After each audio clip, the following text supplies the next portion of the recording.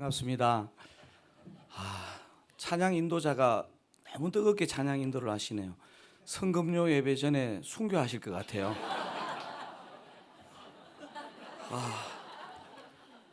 찬양을 들으면서 말씀 안 듣고 그냥 찬양까지 하고 집에 가시면 되겠다 이런 생각이 잠깐 들었습니다. 반갑습니다. 저는 드사랑교회를 섬기고 있는 강선웅 목사입니다. 고난주간 첫째 날 참석하시고 둘째 날은 좀 쉬어가고 싶은 그런 충동이 드는데 여러분 옆에 앉아 계신 분은 다른 것 같습니다. 우리 옆에 분 한 번 더 보시면서 환하게 이렇게 한번 인사해 주시면 좋겠습니다. 생각보다 지혜로우십니다. 생각보다 지혜로우십니다.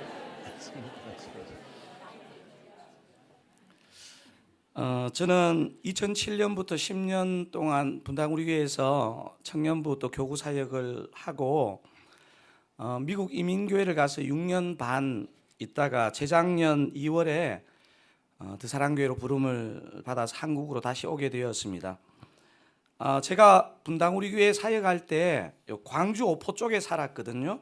그래서 태제고개를 넘어서 교회로 바로 출근할 때도 있었지만 이게 왠지 좀 더 기도하고 가야 되겠다 싶으면 이렇게 율동공원으로 턴을 해가지고 우리 분당 하나교회 현재 자리 앞을 지나가곤 했는데 제가 지나갈 때마다 여기는 왜 식당만 있고 교회가 없지? 이렇게 생각했는데 어느 날 분당 하나교회가 세워졌더군요. 설교는 하나님의 마음을 아는 것도 중요하지만 여러분을 아는 것이 참 중요한 것 같습니다. 그래서 제가 여러분 교회 홈페이지를 들어가서 이것저것 살펴보는데 사명선언문이 딱 이렇게 눈에 들어오더라고요. 여러분은 분당 하나교회 사명선언문 다 외우고 계시죠? 자, 큰 소리를 한번 외워보실까요? 이미 고난이 시작된 거죠, 그죠? 제가 한번 이게 제한테 이렇게 또 저희 교회에게도 주는 또 선언이겠다 싶어서 한번 제가 메모를 해봤거든요. 사명선언문 분당 하나교회는 다음과 같이 선포합니다. 우리는 예수 그리스도를 사랑하고 가로에서 예배, 예수님이 사랑하신 사람을 사랑하며 교제, 예수님이 사랑하신 세상을 사랑하는 여긴 갈로 뭐죠? 선교, 사랑하는 곧 하나 되는 사역을 감당한다. 담임 목사 김인용, 강선웅 목사 대독. 이 좋은 사명을 여러분 잘 완수하시는 여러분 되시기를 주님의 이름으로 축원드립니다. 사실 이번에 우리 6개 교회 목사님들이 모여서 큰 장소를 하나 빌려서 함께 모여서 예배하고 싶은 마음의 소원이 있었는데 사실 장소가 여의치 않아서 이렇게 순회하면서 말씀을 나누게 되었습니다. 그런데 제가 참 하나님의 이 섭리, 선하심에 대해서 이번에 이 장소 부분에 있어서도 저는 개인적으로 하나님의 섭리가 있다 이런 생각을 했습니다.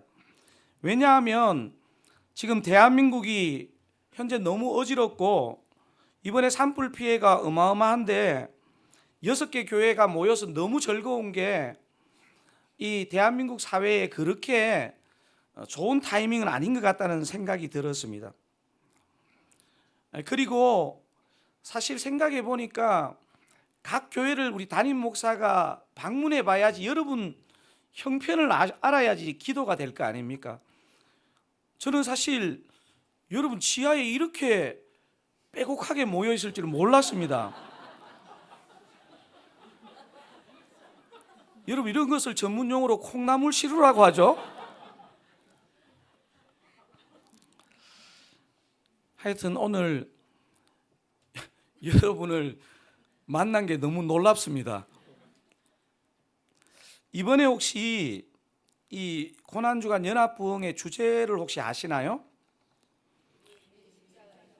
여러분 다 외우셨네요. 우리의 길 십자가의 길. 사실 우리 6개 교회 목사님들이 사실 이 고난주간 제가 분당 우리 교회 있을 때도 고난주간 주제를 정하는 게 제일 힘들어요. 왜냐하면 그냥 고난 주간인데, 근데 이번에 이 우리라는 단어를 꼭 넣고 싶었던 것 같습니다. 여러분, 이번 고난 주간 연합 부흥의 주제 한번 큰 소리로 한번 같이 한번 외쳐보실까요? 시작. 우리의 길 십자가의 길. 한 번 더 큰 소리 외칠까요? 우리의 길 십자가의 길. 예, 저는 오늘 설교의 워딩을 우리로 시작하고 싶습니다. 우리라는 단어는 29개 분립개척 교회 성도들인 우리에게는 너무 친숙한 단어 중에 하나입니다. 우리를 분립개척 시켜 주신 모교의 이름이 분당 우리교회이고, 또 29개 교회는 사실 각 개별 교회이지만 뗄래야 뗄 수 없는 형제교회, 즉 우리 교회입니다. 오늘 본문을 제가 묵상하면서요, 이 우리라는 단어가 확 떠올랐는데, 왜냐하면요, 여러분 오늘 읽었던 첫 절이 보면요, 한번 같이 다시 한번 읽어보실까요? 예수의 십자가 곁에는 그 어머니와 이모와 글로바의 아내 마리아와 막달라 마리아가 섰는지라. 지금 예수님의 십자가 곁에 우리 몇 명이 지금 몇 명의 여인이 서 있습니까? 여러분, 계산이 잘 안 되죠? 식권적입니다. 사실 이 부분에 대한 복음서마다 이 클로즈 반대가 달라가지고 다른데, 지금 사도 요한은 예수님의 십자가 곁에 4여인이 있는 것을 기록하고 있습니다.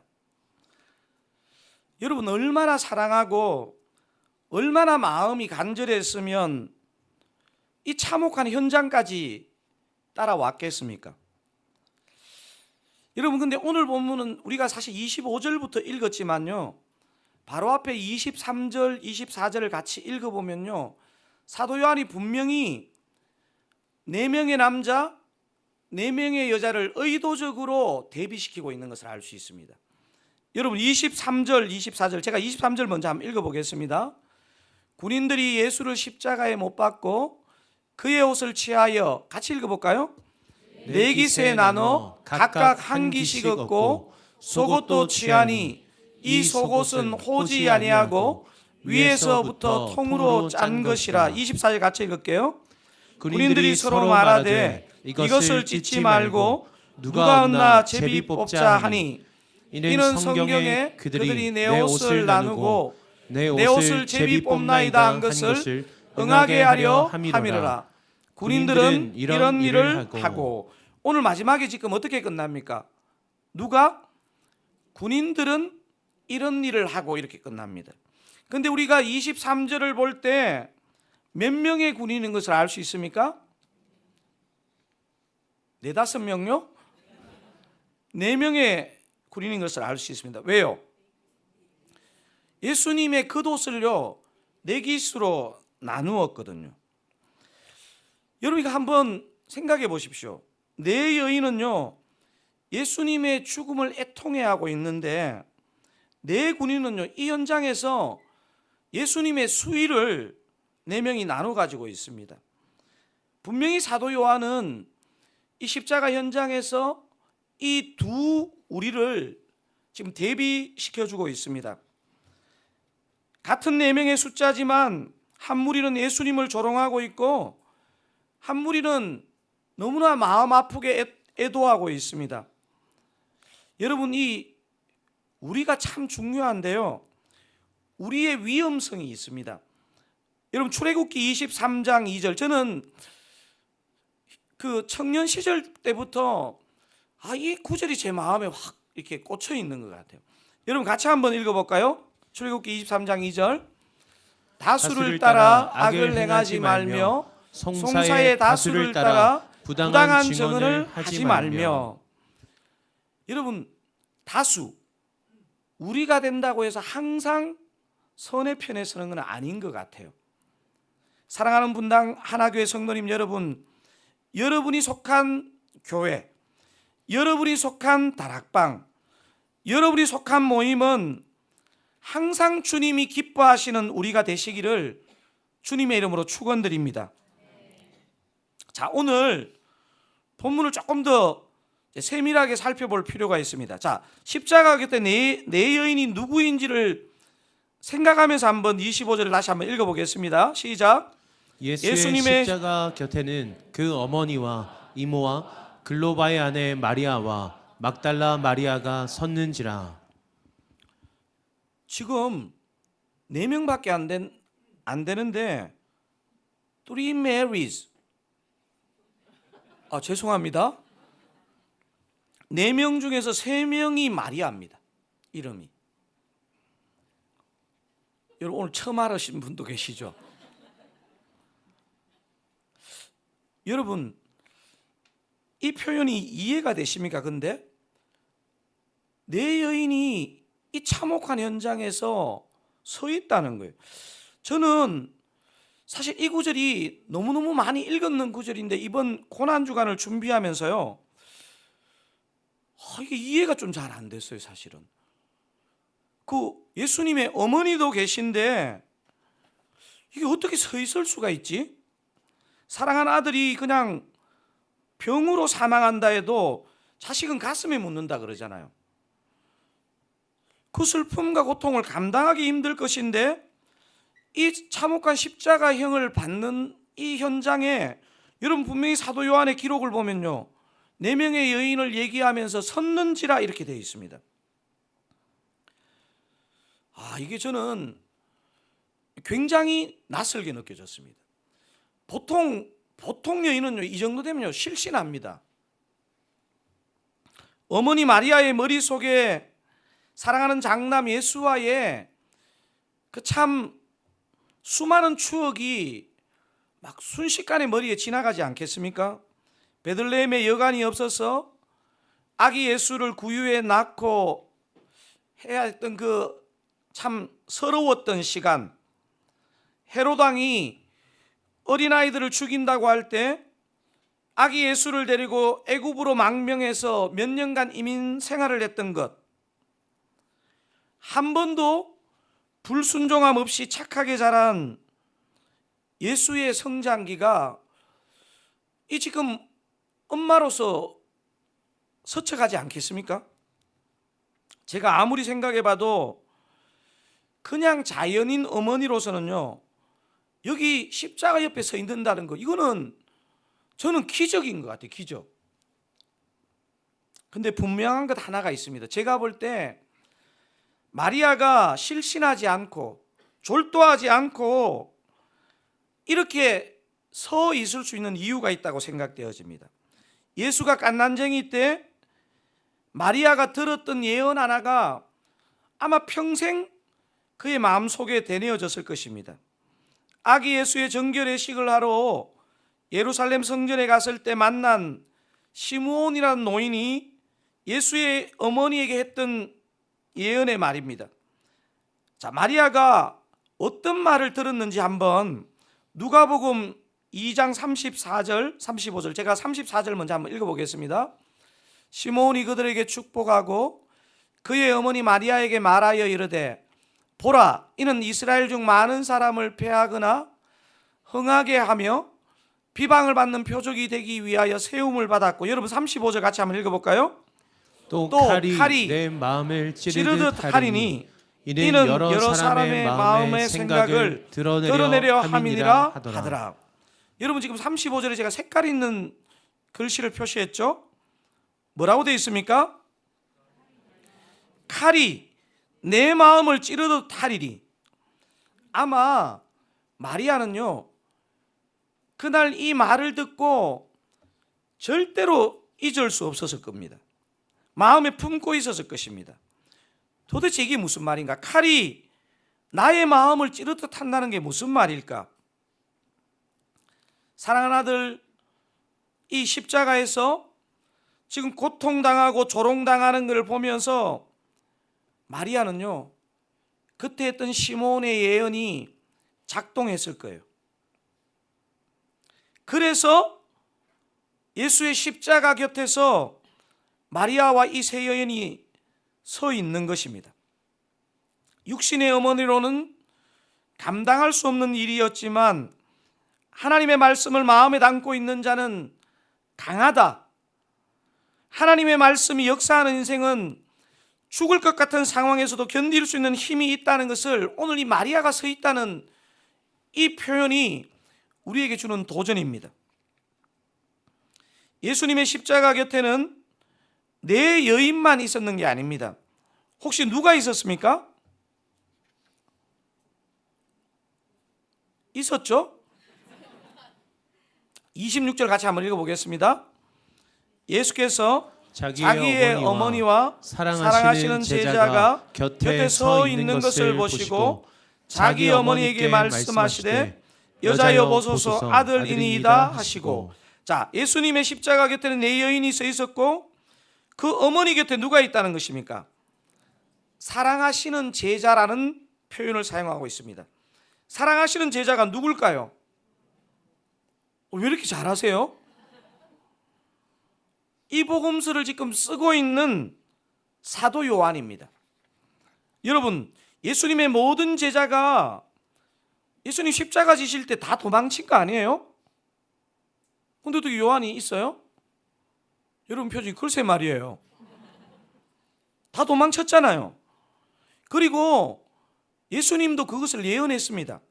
마태복음 26장 31절을 보면요, 사실 예수님의 요 예언은요, 당신 스스로 한 예언이라기보다는요, 구약 스가랴 13장의 예언을 예수님이 그대로 예언하는 겁니다. 같이 한번 읽어보겠습니다. 그때에 예수께서 제자들에게 이르시되 오늘 밤에 너희가 다 나를 버리리라. 기록된 바 내가 목자를 치리니 양의 떼가 흩어지리라 하였느니라.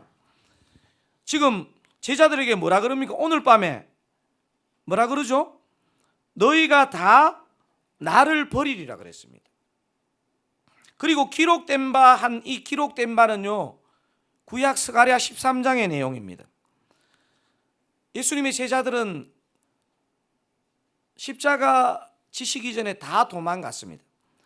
요한도 그때 분명히 도망갔을 거예요. 그런데 다른 제자들은 모두 도망가고 없는데 무슨 일이 일어났는지 요한이 다시 돌아온 거예요. 십자가로. 예수님의 특별한 사랑을 받은 요한이었지만요, 구주의 죽음 앞에서 배신한 것입니다. 엄밀한 의미에서 놓고 보면요, 이 요한도 배신했다는 사실은 우리 모든 인생이 실패할 수 있고 배신할 수 있다는 겁니다. 제가 목회를 하면서 느끼는 게 뭐냐면요, 아니 교회가 어떻게 이럴 수 있어? 성도가 어떻게 이럴 수 있어? 목사가 어떻게 이럴 수 있어? 그럴 수 있어요.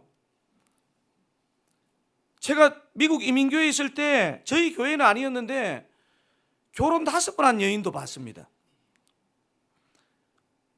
여러분, 우리가 생각할 때요, 우리는 오늘 이 본문에서 요한이 십자가에 있는 것만 보아야 되는 게 아니고요, 도망갔다가 왔습니다.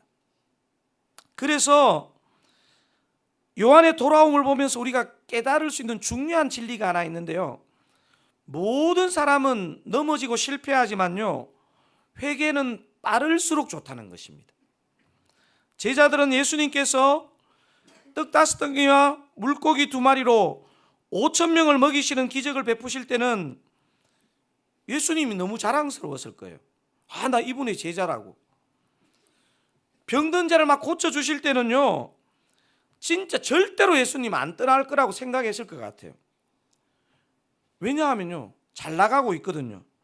하지만 예수님이 사람들의 비난을 받고 조롱을 받는 순간이 되니까요, 예외 없이 다 떠나버립니다. 여러분, 이게 정직하게 저와 여러분의 실존이고 모습입니다. 아무리 큰 사랑, 아무리 큰 은혜를 받아도 넘어질 수 있고 실패할 수 있습니다. 여러분, 그래서 우리가 우리 스스로에 대해서도 그렇고 상대에 대해서 그렇고 아무리 은혜 받아도요, 넘어질 수 있다는 것을 전제하는 게 되게 중요합니다. 하지만 오늘 본문에서 확인할 수 있는 것은 요한은 어떤 제자들보다도 빨리 회개하고 돌이켰다는 사실입니다. 여러분, 그래서 넘어지는 사람, 안 넘어지는 사람으로 구분하는 것은 의미가 없고요. 모두 넘어지는데 빨리 돌아오느냐, 그렇지 않느냐로 구분할 수 있습니다. 사랑하는 분당 하나교회 성도님 여러분, 저와 여러분이 안 그러면 좋겠지만 혹 넘어지더라도 빨리 돌이키시는 저와 여러분 되시면 좋겠습니다. 예수님은 돌아온 요한을요, 한마디도 꾸짖지 않으십니다. 여러분, 우리가 자식을 키워보고 대인관계를 해보면요, 진짜 이 정도 상처를 주면요, 일단 등짝 스매싱 한 방 날아가고 받아줘야 되는 거 아니에요? 그런데 오늘 본문에 그런 내용이 전혀 없습니다. 26절, 27절을 제가 한번 읽어보겠습니다. 26절 제가 먼저 한번 읽어보겠습니다. 예수께서 자기의 어머니와 사랑하시는 제자가 곁에 서 있는 것을 보시고 자기 어머니께 말씀하시되, 어떻게 말씀하십니까? 여자여 보소서 아들이니이다 하시고, 여러분 27절 같이 한번 읽어보겠습니다. 또 그 제자에게 이르시되 보라 내 어머니라 하신대 그때부터 그 제자가 자기 집에 모시니라. 어머니 마리아에게는 제자 요한을 가리키면서 뭐라고 했죠? 여자여 보소서 아들이니이다 라고 말씀하시고, 제자 요한에게는 뭐라고 말씀하시나요? 보라 내 어머니라. 여러분, 예수님이 십자가에 지금 달려 계신데 본인이 배신을 했잖아요. 돌아왔지만. 요한의 심정이 어땠을까요? 지금 가슴이 조마조마했을 겁니다. 후회와 죄책감이 막 물밀듯 밀려왔을 거예요. 주님이 나를 그렇게 사랑하셨는데 가장 힘든 순간에 나는 떠나버렸구나. 여러분, 그런 게 있더라고요. 떠날 때 떠나더라도 가장 힘들 때 떠나는 거, 이거는요 비수를 꽂는 것이거든요. 아마 죄책감과 후회가 요한의 목을 조였을 거예요. 예수님이 혹시라도 말을 시킬까 봐 얼마나 마음이 두근두근했겠습니까? 사랑하는 분당 하나교회 성도님 여러분, 인간관계에서 진짜 어른이 누군 줄 아세요? 딱 이게 시험할 수 있는 방법이 있습니다. 마음이 진짜 어려울 때요, 말을 먼저 꺼내는 자가 어른입니다. 제가 시험을 해보면 오늘 지금 본문이 그거거든요. 후회와 죄책감으로 눌려 힘든 요한에게 예수님이 먼저 말을 하십니다. 보라 네 어머니라. 보라 내 어머니라. 그래서 이 보라 내 어머니라는 것은요, 많은 사람들이 사명의 메시지다 이렇게 얘기하는데, 이거는 사명의 메시지이면서 먼저 회복의 메시지입니다. 회복의 메시지. 보라 내 어머니가 어떤 메시지라고요? 사명의 메시지이면서 회복의 메시지입니다. 실패하고 상처에 빠져 있는 요한을 회복시키시는 주님의 음성이면서 회복 가운데 일어나는 사명의 음성입니다. 이제 이 사명의 의미를 한번 좀 생각해 볼 차례가 되었습니다. 제가 오늘 설교의 제목을 어떻게 붙였죠? 가상사문. 가상사문이 뭐죠? 가상사문, 이러니까 약간 중국집 메뉴 같죠? 가가 뭐예요? 가상. 여러분 기초가 튼튼하시네요. 가상 뭐죠? 십자가 위에서 7마디 말씀을 하셨는데 그 7마디 중에서 3번째 말씀이 오늘 이 말씀입니다. 여러분, 나머지는 다 그냥 부연 설명이고 딱 3번째 말씀의 핵심이 뭐냐면요, 여자여 보소서 아들이니이다. 보라 내 어머니라. 이게 가상사문입니다. 제가 좀 전에 이 가상사문은 사도 요한을 위한 무슨 메시지요? 회복의 메시지고 사명의 메시지라는 말씀을 드렸습니다.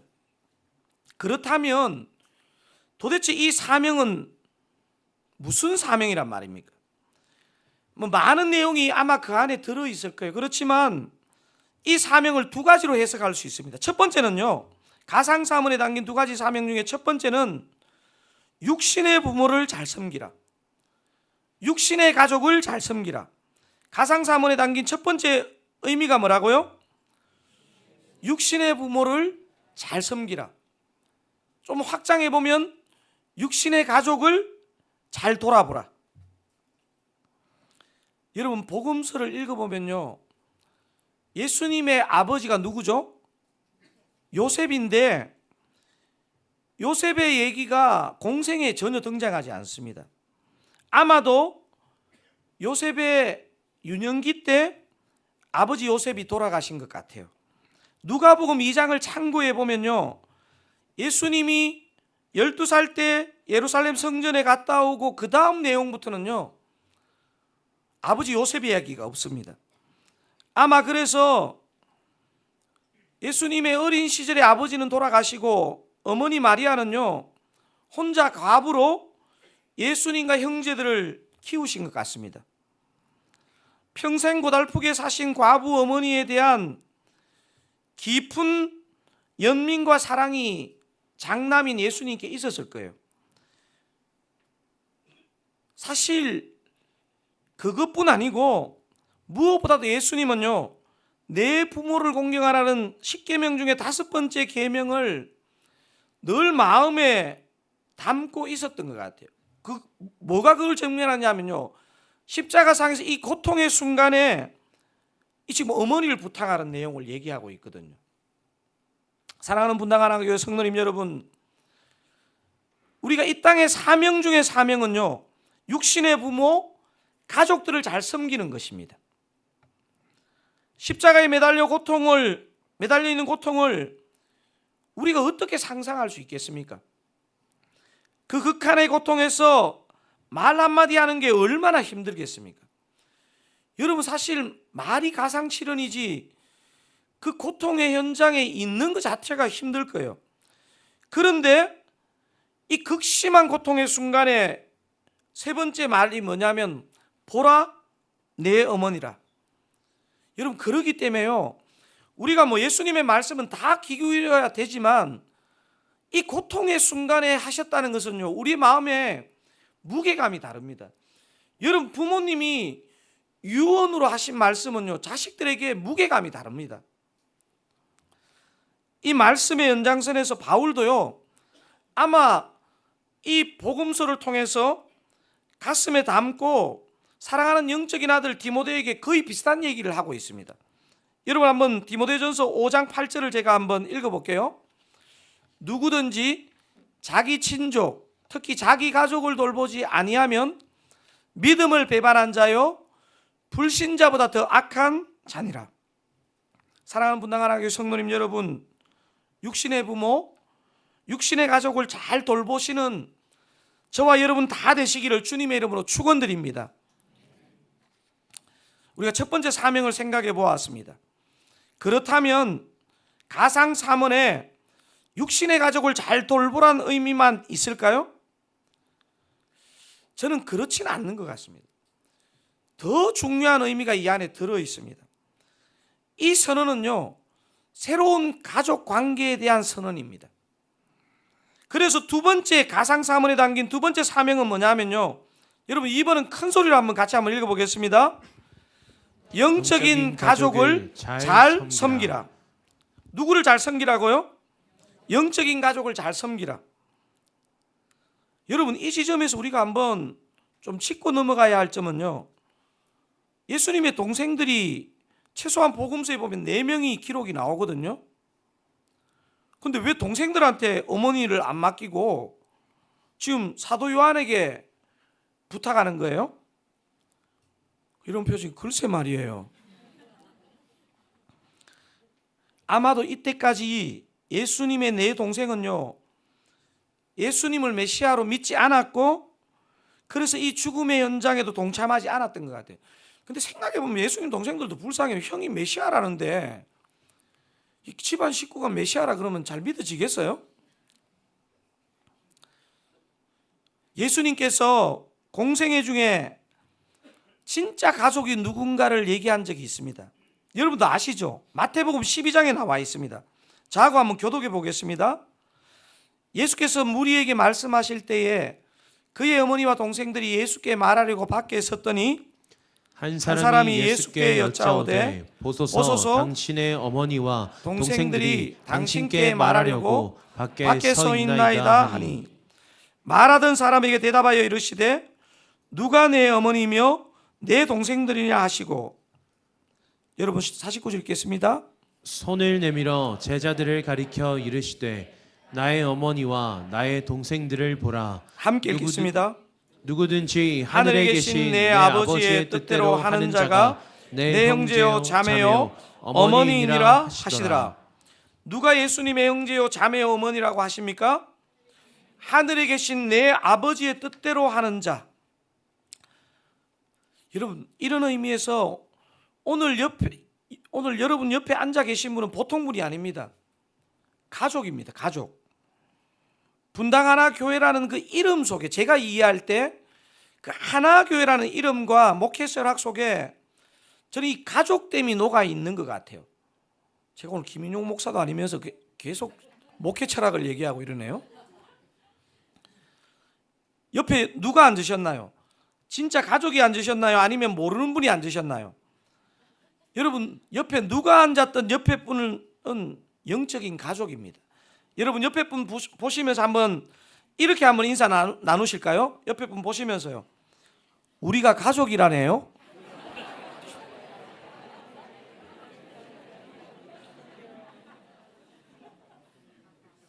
놀라지 마시고요. 앞뒤로 한 번 더 이렇게 인사 나누시면 좋겠습니다. 한 가족이어서 너무 좋습니다. 한 가족이어서 너무 좋습니다. 아멘입니다. 영적인 가족입니다. 생각할수록 오늘 본문의 상황은 충격입니다. 아무리 예수님의 어머니지만 자신이 낳고 기른 아들이 죽는, 그것도 십자가 상에서 갖은 모욕과 고통을 겪는 것을 지켜보는 현장입니다. 사도 요한은 또 어떻습니까? 그토록 사랑과 신뢰를 받았는데 잘 따라다니다가 마지막에 한번 정신이 헷가닥해서 주님을 배신하고 도망가 버리고 말았습니다. 겨우 정신을 차리고 주님 앞으로 돌아왔습니다. 아들이 십자가에 죽는 걸 보면서도 마리아가 졸도하지 않는 이 힘이 어떻게 가능했을까요? 온갖 후회와 죄책감이 온 영혼을 짓눌렀을 텐데 이 상처를 요한이 어떻게 극복할 수 있었을까요? 여러분 이걸 한번 생각하고 오늘 본문을 마치는 게 필요합니다. 여러분 그런 의미에서 가상사문 메시지의 가장 중요한 결론은 뭐냐면요, 저는 이렇게 생각합니다. 진정한 회복과 사명 완수는 어디에서? 십자가 밑에서. 언제? 주님의 음성을 들을 때 가능하다는 사실입니다. 아멘이세요? 여러분 진정한 회복과 사명 완수는요 우리가 열심을 내어서 되는 게 아닙니다. 십자가 밑에서 주님의 음성을 들을 때 가능한 줄로 믿으시기 바랍니다. 오늘 본문 27절에 그렇게 나와 있습니다. 또 그 제자에게 이르시되 보라 내 어머니라 하신대. 자, 그 다음 내용 같이 읽어볼까요? 그때부터 그 제자가 자기 집에 모시니라. 아멘. 예수님 어머니 마리아와 요한의 어머니가 아마 이름은 안 나오는데 이모라고 나오는데 여기 보면 살로메였을 겁니다. 여러분 예수님의 어머니 마리아와 요한의 어머니 살로메는 친자매였습니다. 그러니까 마리아와 요한은 이모와 조카 사이겠죠. 여러분 그렇다고 이렇게 해석하시면 안 됩니다. 모실만 하네. 결정적인데 그렇게 빠지시면 안 돼요.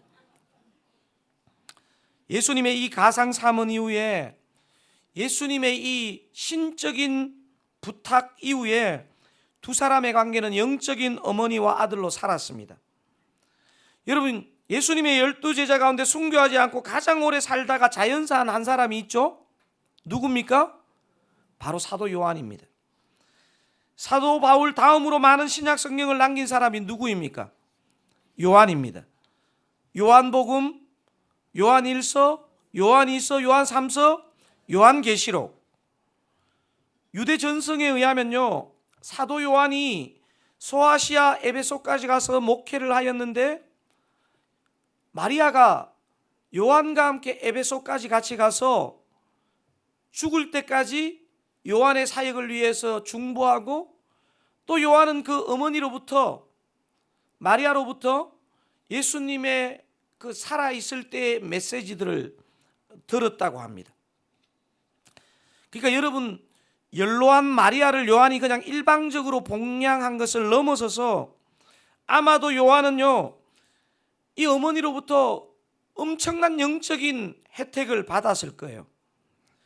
그러니까 그냥 연로한 노인 마리아를 일방적으로 요한이 모신 게 아니고요, 요한도 마리아로부터 엄청난 영적인 혜택을 받은 것이죠. 여러분, 오늘 스토리를 볼 때 저와 여러분의 진정한 회복과 사명 완수도요, 언제 가능하다? 십자가 밑에 설 때만 가능하다는 걸 여러분 아시기 바랍니다. 그 십자가 밑에서 주님의 음성을 들을 때 우리 삶에도 진정한 회복과 사명 완수가 가능함을 믿습니다. 사랑하는 분당 하나교회 성도님 여러분, 오늘 가상사문의 스토리를 여러분 삶에 어떻게 적용하겠습니까? 저는 두 가지로 적용하고 싶습니다. 첫 번째는요, 믿지 않는 가족, 믿지 않는 친척들을 내게 맡겨주신 사명으로 알고 잘 섬기기를 원합니다.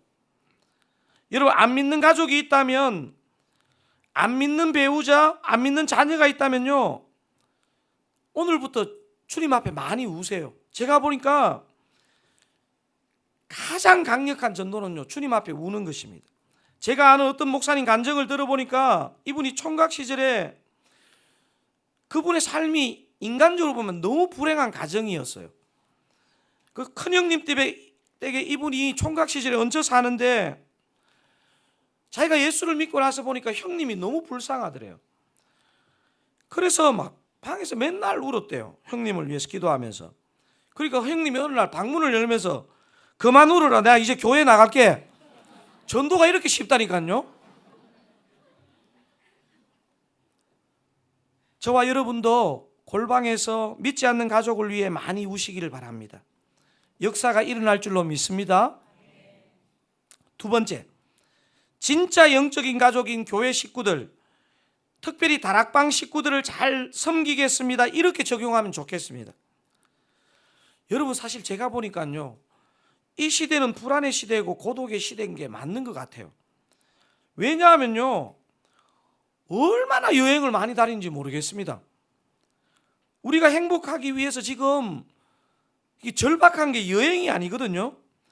제가 보니까 제가 미국에 목회할 때도 그렇고 미국도 그렇고 한국도 그렇고 코로나 이후에 신종병이 하나 생겼어요. 코로나가 물러가고 나니까 하나 병이 생겼는데 뭐냐면요, 역마살이라고 들어보셨어요?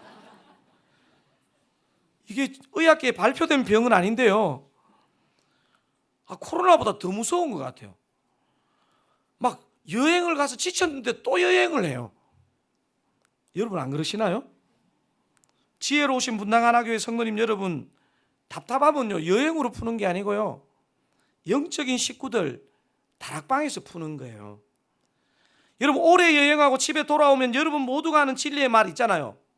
집이 제일 낫네. 이미 다 깨닫고 계시잖아요. 여러분 집이 제일 낫고 여러분의 영적인 집인 분당 하나교회 그리고 그 다락방이 제일 나은 줄로 믿으시기 바랍니다. 자, 옆에 분 향해서 축사를 한번 해볼까요? 역마살은 떠나갈지어다. 아니, 또 그렇다고 또 직접 또 따라하시면 어떡해요? 이분들 되게 위험하신 분이네. 분별하면서 따라하셔야지. 옆에 분 뭐 역마살은 떠나갈지. 정말 역마살은 떠나가고 영적인 가족인 교회와 다락방을 사랑하시는 여러분 다 되시기를 우리 주님의 이름으로 축원드립니다. 무엇보다 참된 회복과 사명 완수는 십자가 밑에서만 가능한 줄 믿고 이번 고난 주간 십자가 밑에서 살아있는 주님의 음성 들으시는 분당 하나교회 우리 귀한 성도님들 되시기를 주님의 이름으로 축원드립니다.